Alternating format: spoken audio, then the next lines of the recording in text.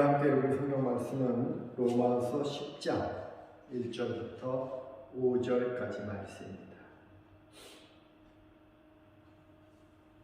형제들아, 내 마음에 원하는 바와 하나님께 구하는 바는 이스라엘을 위함이니 곧 그들로 구원을 받게 함이라. 내가 증언하노니 그들이 하나님께 열심히 있으나 올바른 지식을 따른 것이 아니니라. 하나님의 의를 모르고 자기 의를 세우려고 힘써 하나님의 의에 복종하지 아니하였느니라. 그리스도는 모든 믿는 자에게 의를 이루기 위하여 율법의 마침이 되시니라. 아멘. 로마서 10장 1절부터 4절까지 말씀이었습니다. 우리들은 모두가 다 예수님을 믿는 자들입니다. 그렇죠? 그런데 정말 잘 믿어야 됩니다. 예전에 아주 유명한 목사님, 또 한국교회 수많은 성도들과 목회자들에게 존경을 받던 목사님께서 은퇴를 하시고 그 기도원의 조그만 거처에서 노후 생활을 하고 계셨습니다. 그런데 이제 그 많은 후배 목사님들이 또 교회 중직들이 그 목사님을 찾아간 거예요. 근데 그 후배 목사님들과 교회 중직들을 바라보면서 그 은퇴하신 또 목사님께서 이렇게 말씀한 겁니다. 예수 믿으세요. 아니, 목사님들과 교회 중직들이 깜짝 놀랐어요. 자기들이 그래도 목사인데, 그리고 교회 중직들인데 예수 믿으라니. 좀 황당해하는 그런 표정을 보고 목사님이 또 말씀하십니다. 예수 잘 믿으세요. 여러분, 정말 예수님을 잘 믿어야 됩니다. 그 예수님을 잘 믿으라고 하면은 흔히들 생각하기를 열심히 믿으라는 거구나 이렇게 생각을 하기도 합니다. 그런데 이것은 오해예요. 정확한 말이 아닙니다. 오늘 본문 2절 말씀 함께 볼까요? 내가 증언하노니 그들이 하나님께 열심히 있으나 올바른 지식을 따른 것이 아니니라 그랬어요.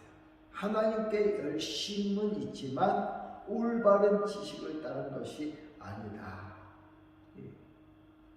유대인들의 모습이에요. 율법주의적인 신앙에 빠진 종교인들의 모습이에요. 하나님께 열심을 낸다고 할지라도 그릇된 지식을 따라서 낸 열심이라면 그 열심은 허망한 열심이라 그런 말이에요. 그러면 바른 지식이 무엇일까요? 또 바른 열심은 무엇일까요? 바른 지식은요, 바른 복음에 근거한 지식입니다. 바른 열심도 하나님의 의, 그러니까 하나님의 열심에 사로잡힌 자들의 열심이어야 한다는 겁니다. 오늘 본문 3절 말씀 또 같이 읽어보겠습니다. 하나님의 의를 모르고 자기 의를 세우려고 힘써 하나님의 의에 복종하지 아니하였느니라. 힘써 하나님의 의에 복종하지 아니하였느니라. 그냥 하나님의 의에 복종하지 않은 게 아니라 힘써 하나님의 의에 복종하지 아니하였느니라. 왜요? 자기 의를 세우려고. 하나님의 의가 뭔지를 모르니까 자기의 의를 세우려고, 힘써 하나님의 의에 복종하지 아니하였느니라. 이게 유대인들의 모습입니다. 유대인들이 하나님의 의에 복종하지 아니한 이유가 자기의 의를 세우려고. 왜요? 하나님의 의를 모르니까. 여러분, 자기 의가 뭔지 아세요? 하나님의 의가 뭔지 모르고 내가 옳다고 생각하는 그 지식을 갖고 내가 생각하는 그 의가 절대적이며 옳다고 생각하고 고집하는 편견, 그것이 바로 자기 의라는 것입니다. 그 자기 의를 세우고자 하는 열심, 그 열심은요 오히려 하나님의 의를 세우려고 하는 것이 아니라 힘써 하나님의 의에 복종하지 않는 모습이지요. 이러한 자기 의에 사로잡히면 아무리 하나님을 향한 열심이 있다고 할지라도 올바른 지식을 따른 것이 아니기 때문에 잘못됐다는 거죠. 이런 자들을 율법주의자라고 하는 거예요. 오늘 본문 4절 또 한번 읽어보죠. 그리스도는 모든 믿는 자에게 의를 이루기 위하여 율법의 마침이 되십니다. 유대인들은요 율법을 통해서 의로워진다고 했거든요. 그런데 그리스도가 율법의 마침이라는 거예요. 이 말은 예수님이 율법의 완성이라는 뜻입니다. 그래서 우리가 예수님을 믿고 영접하는 거죠.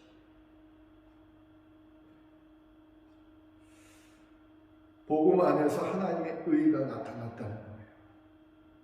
그래서 사도 바울은 로마서 3장에서도 하나님의 의를 설명하셨어요. 로마서 3장 19절부터 22절까지 말씀입니다. 한번 또 읽어보겠어요. 우리가 알거니와, 바울은 알고 있었어요. 초대교회 성도들은 알고 있었어요. 성령 충만한 초대교회 사도들도 알고 있었습니다. 무엇을? 무릇 율법이 말하는 바는 율법 아래에 있는 자들에게 말하는 것이니, 율법이 말하는 것이 율법 아래에 있는 자들에게 말하는 것이라는 거예요. 우리는 율법 아래에 있는 자들이 아닙니다. 은혜 아래에 있는 자들이죠. 또 설명합니다. 이는 모든 입을 막고 온 세상으로 하나님의 심판 아래에 있게 하려 합니다. 그 율법이 있는 이유는 뭐냐? 은혜 아래에 있지 않는 자들, 믿음으로 살아가지 않는 자들을 심판 아래에 있게 하기 위해서 율법이 있다는 거예요. 율법주의가 얼마나 허망한 것입니까? 계속 보겠습니다. 그러므로 율법의 행위로 그의 앞에 의롭다 하심을 얻을 육체가 없나니 율법으로는 죄를 깨달습니다. 율법에 유익한 점이 있어요.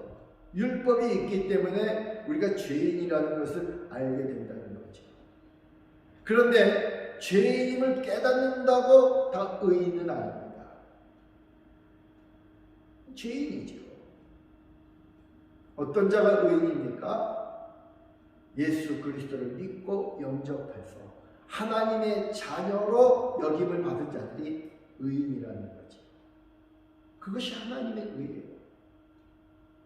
바울이 계속 말하죠. 이제는 율법 외에 하나님의 한 의가 나타났으니 율법과 선지자들에게 증거를 받을 것입니다. 곧 예수 그리스도를 믿음으로 말미암아 모든 자에게 미치는, 모든 믿는 자에게 미치는 하나님의 의인이 차별이 없습니다. 하나님의 의가 이런 거예요. 차별이 없는 의. 예수 그리스도로 말미암아 모든 믿는 자에게 미치는 하나님의 의. 그러므로 우리들의 열심이 아니라 하나님의 거룩한 열심에 의해서 드러난 의, 이것을 복음이라고 합니다. 그게 하나님의 의라는 거죠. 차별이 없는 의입니다. 반면에 우리들의 자기 의는 차별이 있어요. 그 이유는 각자의 생각이 다르기 때문이에요. 보는 시각이 다르고, 보는 방향이 다르고, 내 생각이 다르고, 또 내 아내의 생각이 다르고, 내 자녀들과 내 생각이 다르고, 우리들이 만나는 모든 사람들의 생각이 다 달라요. 여러분, 교만이 뭔지 아세요? 자기들이 본 것만을 고집하며 하나님의 의도 거절하고 자기 의만 드러내려고 하는 것을 교만이라고 하는 거예요. 그래서 이 교만을 마귀적인 것이다 라고도 말합니다. 마귀가 어떻게 하나님을 대적합니까? 인간에게 이렇게 그릇된 지식으로 편협한 마음을 심어놓고 하나님의 의조차 부정하게 만든다는 거죠. 그래서 이렇게 마귀가 심어놓은 거짓된 지식에 사로잡힌 자, 자기 의와 열심만으로 살아가는 자들은요, 다툼을 일으키게 되는 거예요. 그 대표적인 사람이 태초의 사람 아담과 하와입니다. 태초의 사람 아담과 하와는 선악을 알게 하는 나무의 열매를 먹어도 죽지 않는다.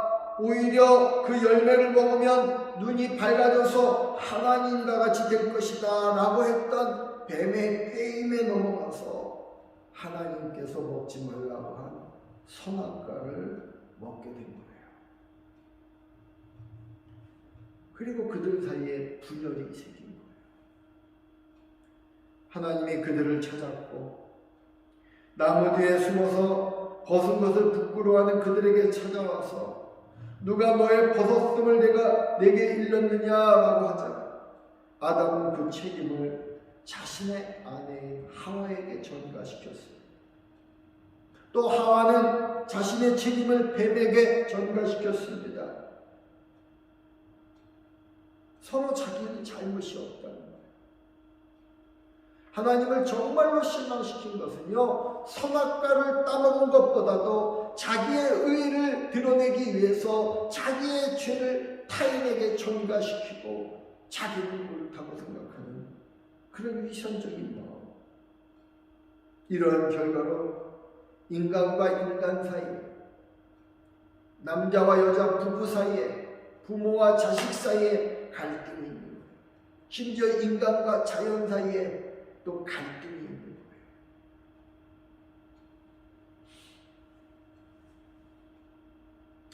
하나님의 의에서 벗어나 자기 의만 드러내려고 하는 자들 마찬가지입니다.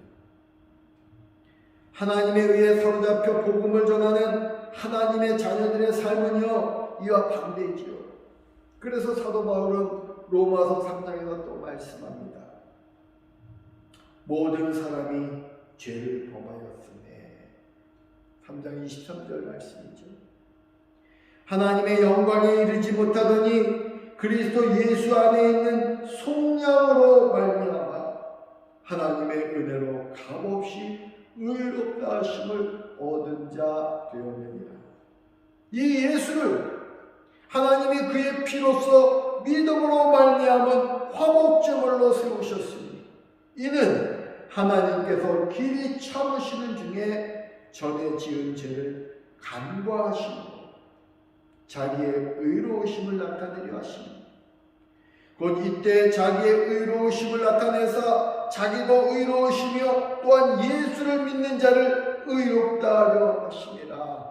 하나님께서 자기의 의로우심을 나타내사 자기도 의로우시고 또 예수 믿는 저와 여러분들도 의롭다 하려 하시기 위해서 그 아들 예수 그리스도를 화목제물로 보내주셨다는 거죠. 예수님께서 화목제물이 되셨습니다. 이는 하나님께서 길이 참으시는 중에 전에 지은 죄를 간과하심으로 무시해버린다는 거죠. 잊어버린다는 거죠. 그러기 위해서 자기의 의로우심을 또 나타내려 하심이라고 했는데, 여기에서 자기의 의로우심, 하나님의 의로우심 말하는 겁니다. 다시 말해서 하나님의 의로우심을 나타내기 위해서 예수님이 화목제물이 되셨다는 거예요. 이것이 바로 복음이죠. 이 복음 안에서 하나님의 의가 나타난 거죠.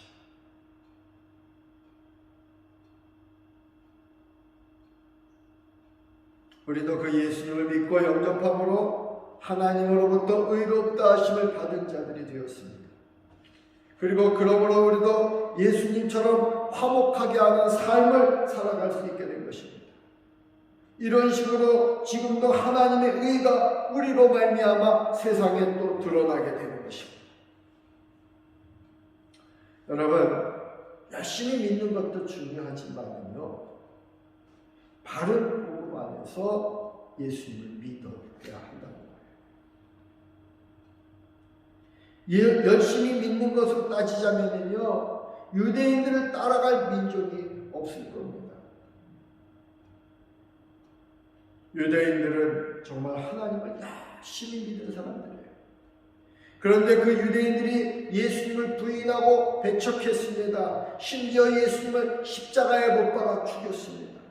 이유는 그들이 바른 복음을 몰랐기 때문입니다. 로마서 10장 2절 말씀, 그들이 하나님께 열심히 있으나라고 그랬어요. 세번역 성경에 보면 이 본문을 이렇게 번역합니다. 그들은 하나님을 섬기는데 열성이 있었지만 그 열성은 올바른 지식에서 생긴 것이 아닙니다. 하나님께 대한 열성이 있었어요. 그런데 그것이 올바른 지식이 아니었기 때문에, 여러분, 우리가 예수님을 믿어도 열심히만 믿지 바른 복음을 알지 못하면 유대인처럼 되는 것입니다. 하나님은요, 유대인들에게 율법을 주셨습니다. 그 말은 하나님 앞에 나아갈 때 어떤 의로움을 가지고 나와야 되는지를 가르쳐 주는 거예요. 율법을 잘 지키는 것이 의로움이라고 생각한 것입니다. 그래서 유대인들은 율법을 지키는 것을 정말로 중요하게 생각했어요. 문제는 예수 그리스도가 없으면 율법을 우리가 지킬 수 없다는 거예요. 우리 힘으로는 그 누구도 율법을 온전히 지켜낼 수가 없다는 겁니다. 하나님께 나아가려면 반드시 의가 필요합니다. 그런데 그때 당시 유대인들은 하나님이 유대인들을 알지 못했기 때문에 겨우 자기들의 양심 정도를 가지고 있었던 거예요. 그래서 유대인들의 의의 기준은 양심이었어요. 하지만 그럼에도 불구하고 유대인들에게 있어서는요, 그 양심조차도 중요한 기준이 되지 못했어요. 이기심이나 욕심 때문에. 그러면서도 더 심각한 것은 그것이 죄가 되는 줄도 그들은 몰랐다는 겁니다.